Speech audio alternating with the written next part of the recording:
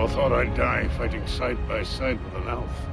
The Black Gate. The armies of Mordor surrounding them on every side. No plan, no escape. And Gimli's first thought, with death arriving, is about who is standing next to him. How did we get here? Because if you go back to where these two started, this moment is structurally, historically, and personally impossible. The hatred between dwarves and elves runs thousands of years deep. It has blood in it, and Gimli and Legolas carry specific personal reasons to despise each other that the films only hint at. This is the story of how two people carrying one of the oldest grudges in Middle-earth became the greatest friends in its history. And it starts long before either of them was born.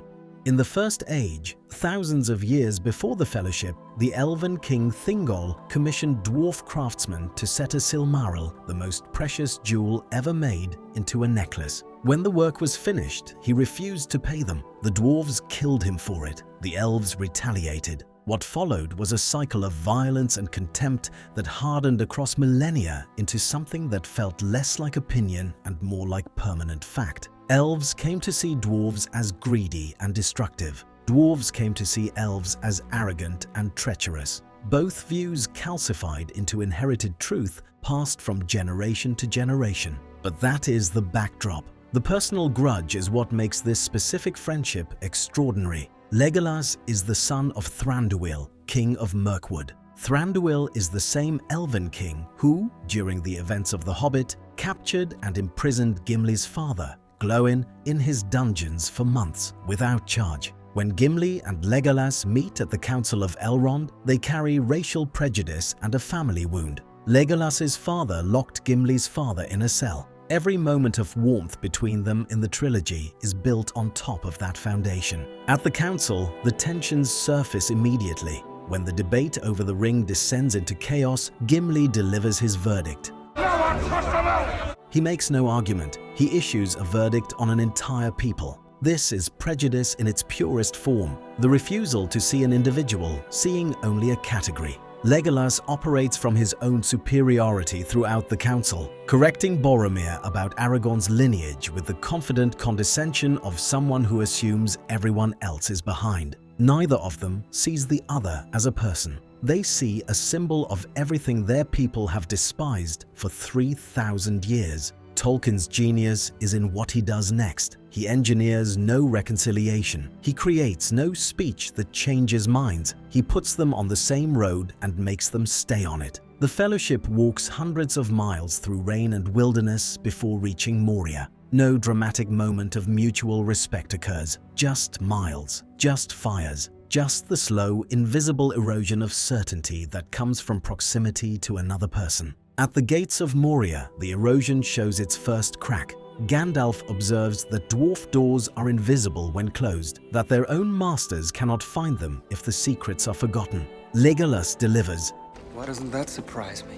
Gimli sniffs with disgust. The hostility is genuine, but this is banter. Enemies do not banter. People who are becoming something else do. The insult has softened, not into warmth, not yet, but into something that both of them can survive without drawing weapons. Inside Moria, Gimli's world collapses. The Dwarrodelf, his people's greatest achievement, is a tomb. Balin is dead. Every kinsman who came here is bones on a stone floor. Legolas's response?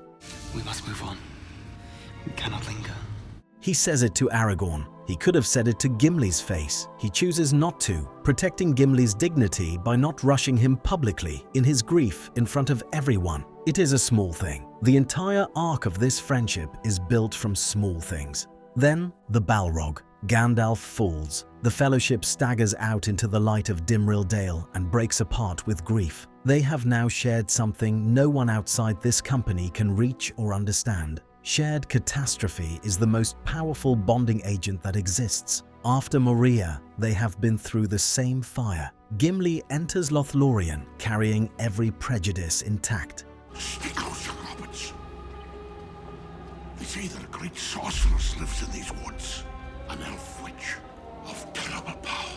He is word for word who he was at the council. The ancient categories fully operational, the family wounds still fresh. Then he meets Galadriel. When she offers each member of the Fellowship a gift and asks Gimli what he desires, he asks for something that dismantles everything he arrived with.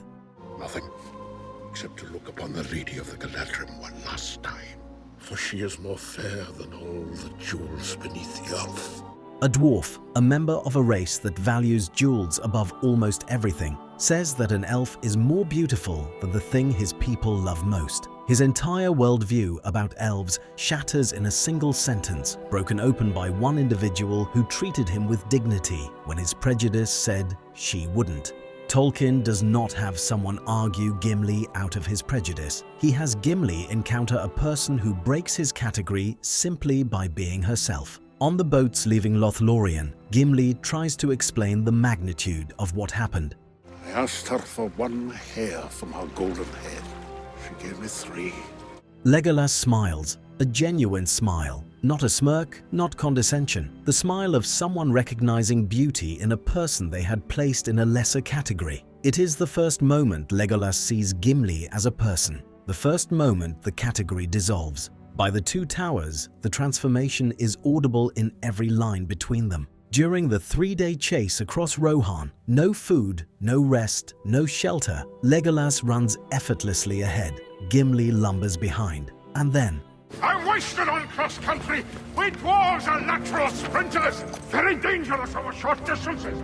Legolas is encouraging him. Gimli is laughing at himself. The defensiveness is gone. They have crossed a line. They are friends, even if neither has used the word. When Éomer tells them the Uruks are destroyed and the hobbits are likely dead, Legolas places his hand on Gimli's shoulder. An elf touching a dwarf in comfort. 3,000 years of contempt, and Legolas's instinct is to reach out. No words, just a hand on a shoulder. At Helm's Deep, their competition becomes the trilogy's heartbeat. I'm on 17! I'll have no pointy ear outscoring me! Pointy ear. The insult has become a term of endearment. They have transformed their antagonism into a game, and the game is how they speak love to each other. This is exactly how friendships between former adversaries actually work. You keep the differences, you make them funny. The competition becomes the language of affection. By the return of the king, the inversion is complete. When Aragorn announces the paths of the dead,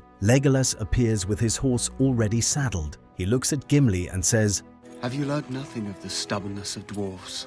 Legolas uses dwarf stubbornness as a compliment. The quality the elves once found most intolerable about dwarves is now the quality he admires most in his companion. This is the full reversal of everything he carried into the Council of Elrond. Inside the paths of the dead, the lightless tunnel of the cursed dead, Gimli is visibly terrified. He pushes through it anyway and names his motivation plainly. An elf will go underground, when a dwarf dare not. Oh, I'd never hear the end of it. He overcomes genuine fear, specifically because he cares what Legolas thinks of him. That is friendship stated as plainly as it can be stated. At Pelennor Fields, Legolas takes down an entire Mumakil, a fortress-sized creature, in a sequence of impossible acrobatics, sliding down its trunk and landing perfectly in front of Gimli. That still only counts as 1. 3 films. The kill count game is still running. It began as competitive deflection. 2 people who couldn't yet talk to each other directly. It became the symbol of everything they are. Now the Black Gate. The full weight of everything arrives. The armies of Mordor surround them on every side. No tactical option remains. They are going to die, and every person on this field knows it. And Gimli says, I thought I'd die fighting side by side with an elf.